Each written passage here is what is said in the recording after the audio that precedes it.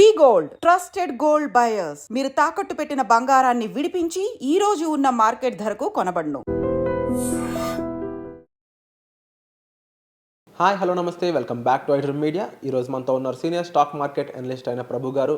So after budget తర్వాత రాకేష్ జుంజున్వాలియా గారి wife అయిన రేఖా జుంజున్వాలియా గారి పోర్ట్ఫోలియో గురించి ఈరోజు మాట్లాడదాం ఒకసారి.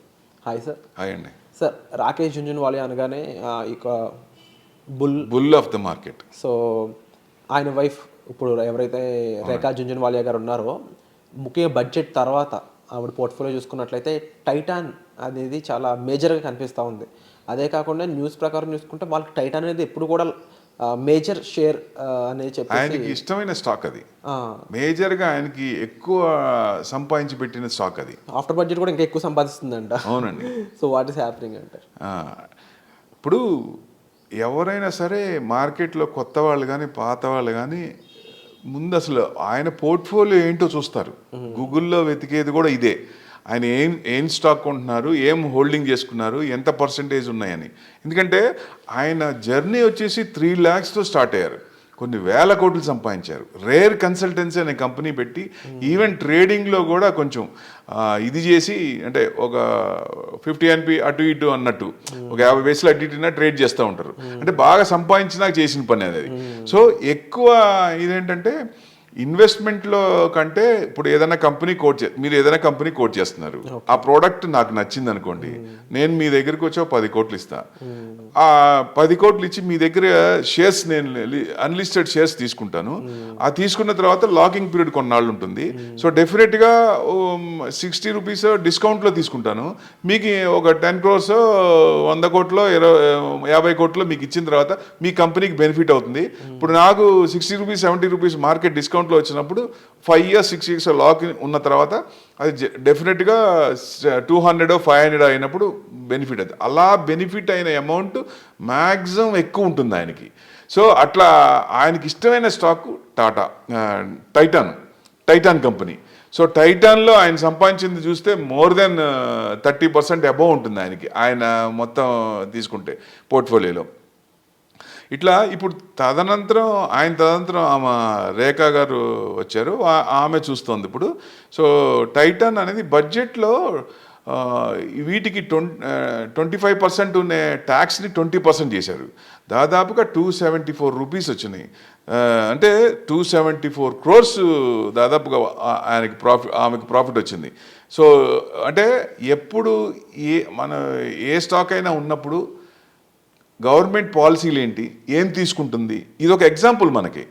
మనం ఏంటంటే ఇమ్మీడియట్గా మన ట్రెండ్ పట్టుకొని వస్తున్నాయా లేవా, పెరుగుతుందా లేదా, మన పోర్ట్ఫోలియో ఎలా ఉంది కాకుండా పాలసీలు ఏం మారుతున్నాయి, గవర్నమెంట్ మారుతుందా లేదా, కొత్త గవర్నమెంట్ వచ్చినప్పుడు ఏం పాలసీలు ఇస్తుంది, ఇట్లాంటివి చూసి ఏ కంపెనీకి రావచ్చు. ఇవాళ కాకపోయినా రేపైనా ఇవ్వాల్సిందే, ఎక్కడో చోట ఆ కంపెనీకి బూస్ట్ ఇవ్వాలి, ఆ పాలసీలు వచ్చినప్పుడు బెనిఫిట్ అవుతాయి. కాబట్టి ఆమె పర్సంటేజ్ కూడా ఎక్కువ, టైటాన్లో దాదాపు 1.08% ఉంది టోటల్ టైటాన్ దాంట్లో.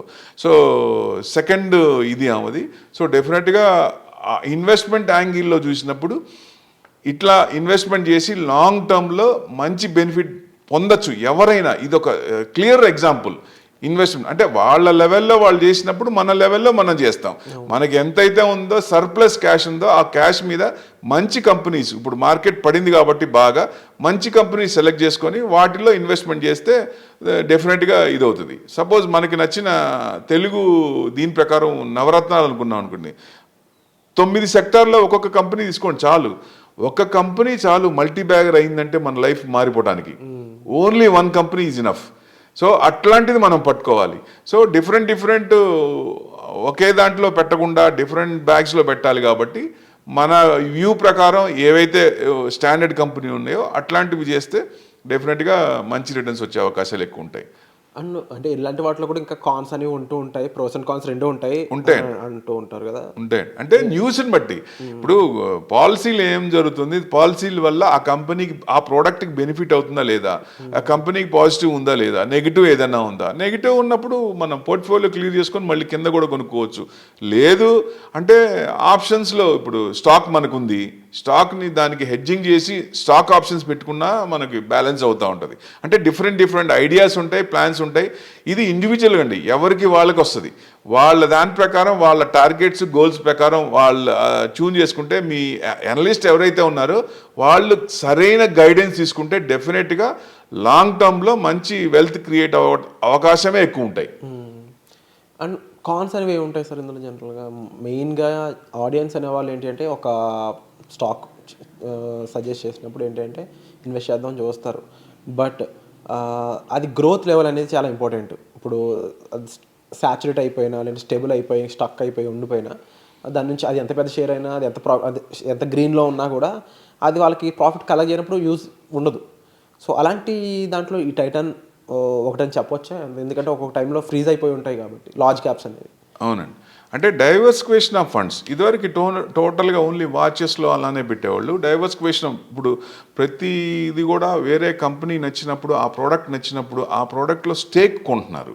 సో ఇట్లా డైవర్సిఫికేషన్ ఆఫ్ ఫండ్స్ ప్రతి కంపెనీ ఇన్వెస్ట్మెంట్ చేస్తుంది. వీళ్ళకి కూడా ఈ టైటాన్ అనే కంపెనీ కూడా చాలా వాటిలో వీళ్ళ స్టేక్స్ వేరే దాంట్లో ఉన్నాయి. సో వాటి మీద వచ్చే ప్రాఫిట్స్ కూడా దీంట్లో ఉంటాయి. కాబట్టి ఆ కంపెనీ మేనేజ్మెంట్ ఏం చేస్తోంది, ఎక్కడ ఇన్వెస్ట్మెంట్ చేస్తుంది, ఆ కంపెనీ మంచిదా కాదా, ఆ మేనేజ్మెంట్ కరెక్ట్ ఉందా లేదా, డైవర్సిఫికేషన్ ఫండ్స్ ఏమైనా చేస్తోందా, చేసినప్పుడు వాళ్ళు అది కరెక్ట్ డిసిషనా కాదా, ఆ ప్రోడక్ట్ డిమాండ్ ఉందా లేదా చూస్తే తెలిసిపోద్ది. ఎందుకంటే ట్రాక్ చేస్తుంటే మనకు తెలుస్తుందండి. ఎక్కువ టైం మనం స్పెండ్ చేయం కాబట్టి మీకు ఎవరైతే అనలిస్ట్ ఎవరైతే ఉంటారో వాళ్ళ ద్వారా మీకు మంచి ఇన్ఫర్మేషన్ వస్తే ఇట్లాంటి కంపెనీలు పెట్టుకుంటే మంచి అవకాశం ఉంటుంది. ఇప్పుడు ఈ టైటాన్ కంపెనీ సేల్స్ పెరుగుతుందా లేదా, మార్జిన్స్ ఉన్నాయా లేవా, గ్రోత్ ఉందా లేదా, అంటే ఎక్కువ లాంగ్ టర్మ్లో ఎవ్రీ క్వార్టర్ మనం చూస్తుంటాం కాబట్టి లాస్ట్ 5 years తీసుకుంటే ఎవ్రీ క్వార్టర్కి అది పెరుగుతుందా లేదా, తగ్గుతుందా లేదా, తగ్గుతుందంటే ఏం చేయాలి, పెరుగుతున్నప్పుడు మనం ఇన్వెస్ట్మెంట్ ఇంకా పెట్టుకోవచ్చా లేదా అనేది ఈజీగా తెలిసిపోతుందండి. Thank you so much for the information sir. And ముఖ్యంగా విన్నారు కదండి, రేఖా జుంజున్వాలా గారి పోర్ట్ఫోలియోలో టైటాన్కి ఉన్న ఇంపార్టెన్స్ కానీ, అండ్ 15% అంటే almost second top share holder అంటే ఆవిడ. సో ఇలాంటివి మీకు ఏ విధంగా అనిపిస్తున్నా, ఇంకా ఇలాంటి సజెషన్స్ పట్ల మీరు ఏమి కావాలనుకుంటున్నారో, డైరెక్ట్ ఇన్ఫర్మేషన్ కావాలనుకున్నట్లయితే మీరు డైరెక్ట్గా సార్కి సంప్రదించవచ్చు, కాల్ చేసి.